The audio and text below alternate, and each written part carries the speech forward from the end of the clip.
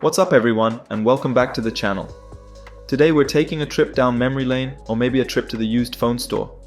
We're diving into the world of the Samsung Galaxy A52s. This phone was a mid-range champion back in 2021, but how does it hold up in 2024? Can it still keep up with everyday tasks, or is it time for an upgrade? Let's find out. The prices of flagship smartphones have been on an upward trend in the last few years. This increase can be attributed to several factors, including general market and inflationary trends, as well as the continuous introduction of advanced features and technologies in these devices. The premium smartphone market has seen growth and is expected to set record sales, indicating a strong consumer demand for high-end devices. Let's not forget that flagship phones are seen as status symbols, and manufacturers can sometimes leverage this perception to command premium prices.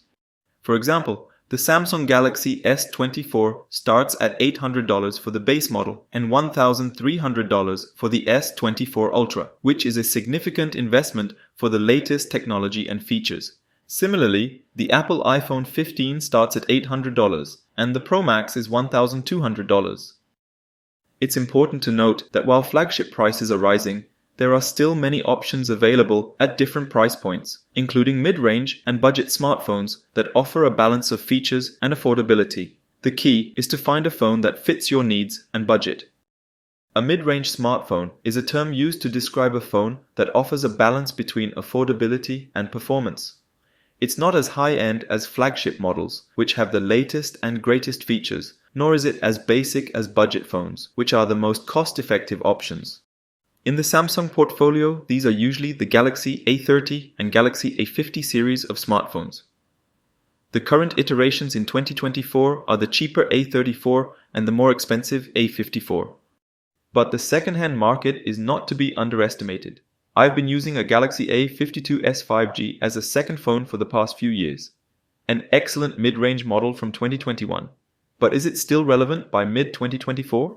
If you are interested, I will tell you in the next few minutes. The Samsung Galaxy A52s was a success when it launched in 2021. It was well received for its combination of features and price. It is a mid-cycle upgrade over the Galaxy A52 5G that Samsung introduced earlier that year. As such, it echoes the design language and brings upgrades in performance as well as charging speeds. The design, from today's point of view, I would say, is already recognizable Samsung-ish. A solid quad-camera setup, pastel color, and an IP67 rating. The all-encompassing matte finish on the back panel stands out amidst a sea of glossy, often gradient-imbued alternatives. The matte finish resists scratches, fingerprints, and scuffs much better than the glass-equipped alternatives. There is also an audio jack on the bottom, something that is no longer present in newer phones. But to be honest, I'm not using it and I don't need it. The market for wireless headphones is quite large, and there is a large selection of headphones in different price categories. The display is great for the class and age of the phone. A big 6.5-inch one with a big resolution and 120 Hz refresh rate. But there are no adaptive adjustments. You have to choose 60 or 120 Hz. When using the 120 Hz mode, all apps work at 120 Hz, including YouTube, Netflix, benchmarks, games, social networks. This doesn't mean all games can reach 120 FPS.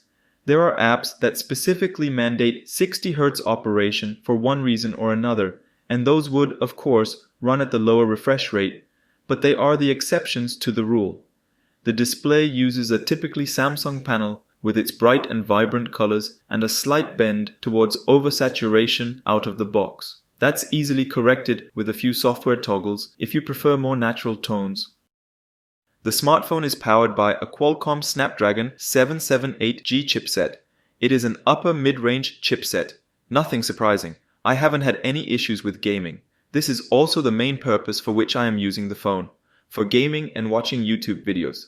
I don't want to ruin my main phone battery, and for that reason I use the Galaxy A52s. Even on holidays I travel with two phones. My other half isn't too happy about me doing mini gaming sessions every day, but that's the way it is. The smartphone has a big display and big battery, perfect for media and gaming consumption. I am not playing very dynamic games, but for example, with Mighty Doom I had no issues. In the chipset is integrated fast 5G and LTE modem as well as Wi-Fi 6 modem. At the moment, Wi-Fi 6 is probably the most popular standard for internet networks, and it is quite enough. There is also Wi-Fi 7, but it is still expensive and has yet to grow in the market. Let's say a few words about the camera too, a quad camera array with a combination of a wide angle, ultra-wide, and macro lens plus a depth sensor for better portraits.